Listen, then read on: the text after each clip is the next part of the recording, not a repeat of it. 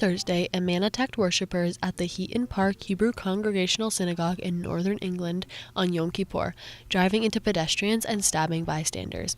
Police swiftly responded, shooting and killing the suspect, who wore a vest that looked like an explosive device but later turned out to be a fake. The Metropolitan Police declared the incident a terrorist attack, and authorities arrested 3 other suspects on suspicion of terrorism. The Prime Minister condemned the acts as anti-Semitic and pledged to enhance security for Jewish communities, especially during High Holiday. The attack shocked the British Jewish community and reignited anxiety over rising anti-Semitic violence across the UK. In national news on Wednesday, the U.S. federal government entered a shutdown after Congress failed to pass appropriations or a continuing resolution. As part of the shutdown, the White House froze $26 billion in federal funding aimed at Democratic-led states, including transit, infrastructure, and green energy projects.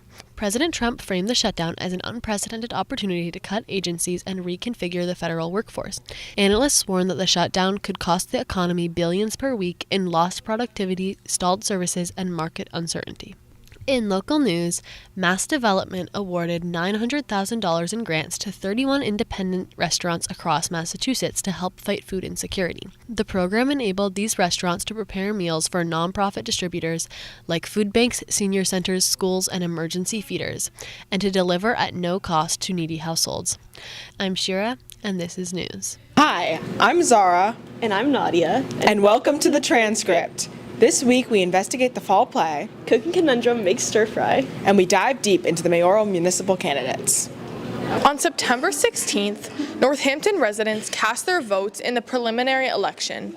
The school budget has risen as a main issue for Northampton residents over the past few years, with concerns over cuts to staff and school services, making this a historic race for many elected positions.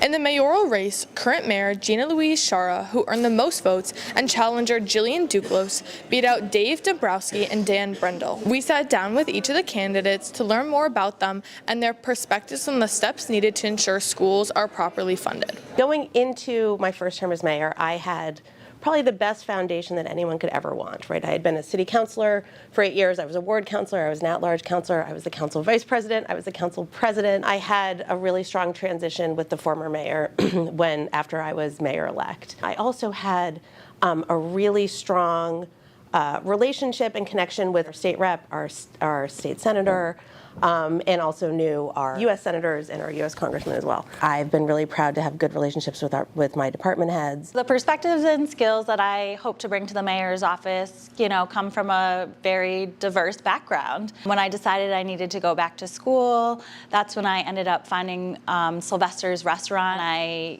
worked my way up from barista all the way up to the vice president of operations.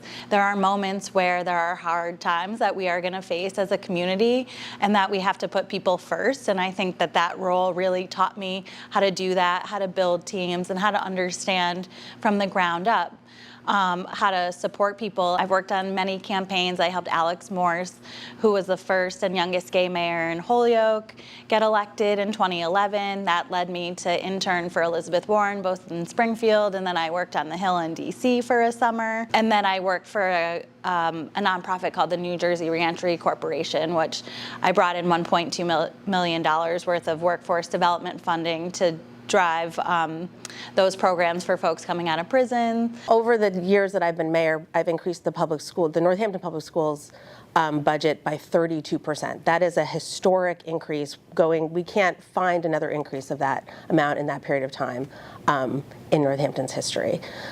But it's also been this horrible struggle of feeling like it's not enough and having all of these other funding sources kind of fall away. One of the things that I've really enjoyed, even during this tough budgeting time for schools, is the partnership that I felt with actually the students. So the student union, the youth commission, and the work that they've put into lobbying the state for more state funding, which is really critically needed because for years and years, we have been increasing our funding to the Northampton Public Schools, but it's really just been by the people of Northampton. To me, this is a question of priorities and where we're placing our priorities, placing operational budgets ahead of capital budgets, just so that we're not pitting our essential services against each other, and really working with department heads on, what they need right now versus what we can help them achieve over time. We are seeing divestments in public education all over the nation that we can do the radical thing and actually put all hands on deck and really say we're not going to let that happen in our community, and we're going to find ways to not be so reliant on the state and federal government. We're actually going to find ways to rely on ourselves and make sure that we're taking care of our community, our children, and setting them up for the future. Shara and Duclos will now face off in the November 4th general election. Thank you for watching, and see you next week. This fall, the NHS Theater Department is putting on a production of Frankenstein. The production is an adaptation that focuses on the original book's writer, Mary Shelley. This week, we talked to the director, actors, and stage crew to see how the show was coming along. My name's Paloma Hatch, and I'm playing Mary Shelley and the Creature.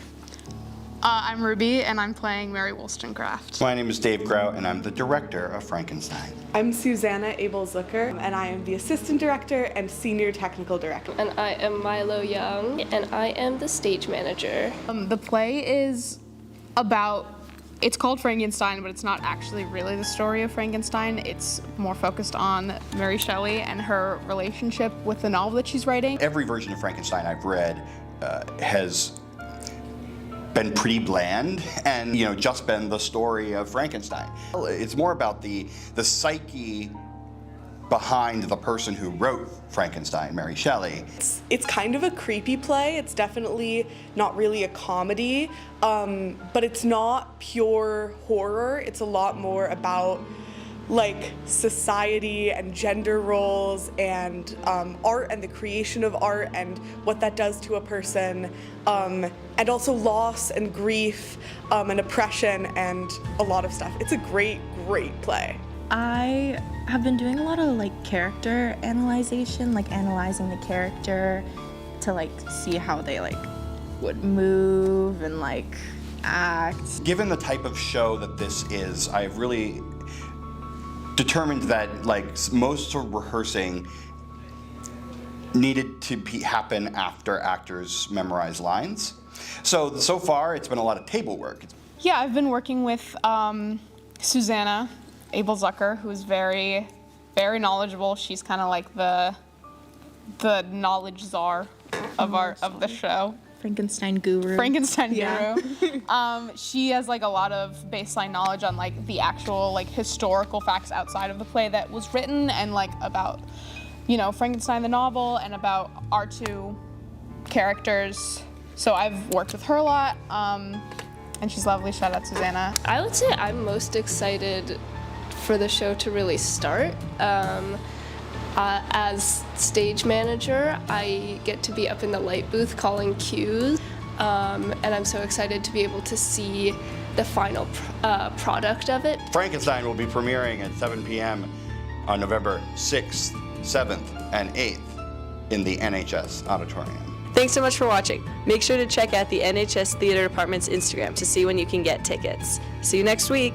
I'm Henry. I'm Freddie. And this is Cooking Conundrum.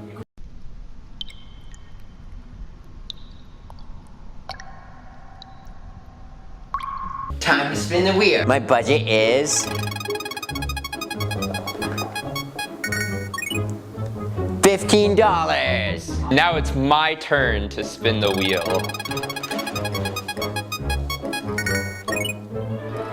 Ooh, I got $21. My punishment is vinegar helmet. My punishment is a pinhole blindfold. Henry, arms straight. Oh my gosh. I know it looks like it's Coke, but it's straight vinegar. Let's get cooking. Jesus Christ.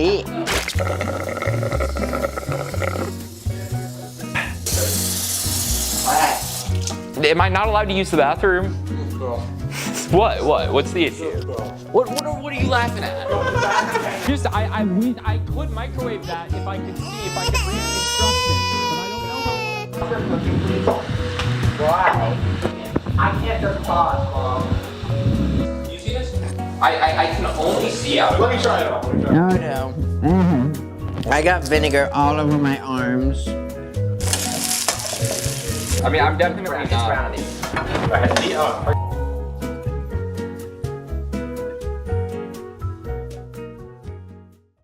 So what did you boys cook for me? We got stir fry. Bruh. Chowing down. Damn. It's okay. Well.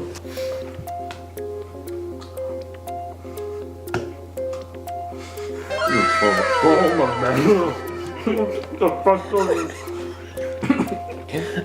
There's creativity, but the personality and the taste. So I'm giving taste to Henry. Thank you. What about personality though? Well, I'm saving that for last. I'm definitely giving creativity to Freddie for the ground beef. Yay! And personality of the dish. I think I have to go Freddie as well. Are you?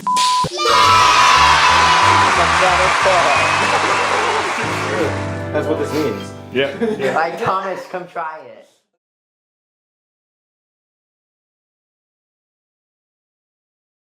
Today we're walking around Northampton High School to see what students and faculty think about government censorship and Jimmy Kimmel and Stephen Colbert being taken off the network. What do you think about government censorship? I've got a lot of answers. Government censorship is bad. They shouldn't do it for a bunch of reasons. Number one, I just believe in free speech. Number two, I certainly wouldn't trust most governments with what they would choose to censor. I think the fact is we have censorship already because people don't realize when we have 3 or 4 media companies, then they choose what we read about, what we learn, what we see on TV. Free speech is people's First Amendment rights. You should be able to share your ideas no matter what. I agree with what Adrian said. I think the government is abusing their power just a little bit by taking away people's basic First Amendment rights of free speech. What do you guys think about government censorship? I think you need to be able to censor some things, but I don't think TV shows should be censored. You know, I don't really know that much about it, so I'm gonna just trust Zach. What do you guys think about Jimmy Kimmel and Stephen Colbert being taken off the network? I'm happy Jimmy Kimmel was reinstated, but I think it's just like a bad sign for our democracy. Thank you for watching Hallway Hot Take. Thanks for watching. There is a mandatory National Honor Society meeting in the auditorium this Tuesday in Flex. Make sure to sign up and we will see you there.